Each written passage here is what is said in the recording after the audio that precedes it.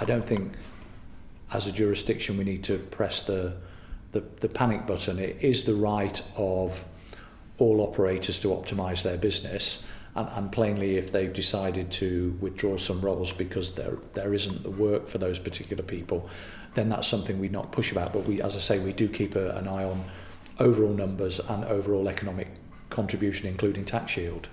How much of what we're seeing at the moment rests on a treaty?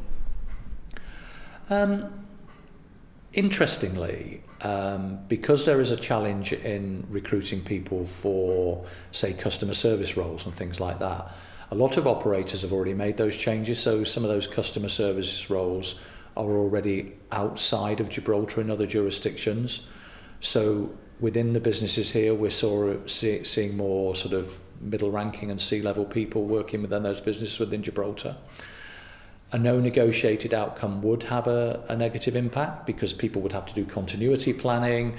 It would be difficult for people to cross the border at 9 and 5, but actually a lot of the businesses already have continuity plans, and I don't think if there was a no negotiated outcome you would see the businesses surrendering their licenses and walking off the rock, but they would have to make continuity arrangements and they would have to flex.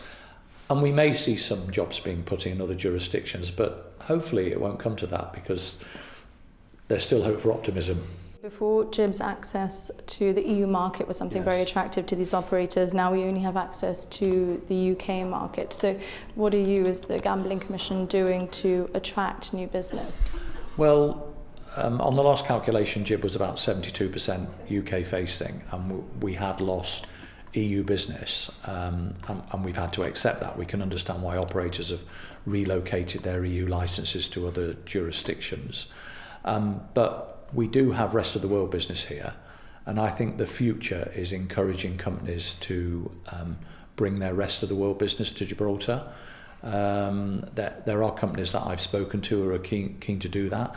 There are companies here who are expanding their rest of the world business, and there are UK companies who are considering relocating to Gibraltar using their UK customer base as a starting point and then looking at expanding into rest of the world markets. So again, those companies have to comply with Gibraltar regulation, but I mean I'm quite focused on looking at growth opportunities, as is the Minister, and we think, you know, running a rest of the world business from Gibraltar is a great opportunity.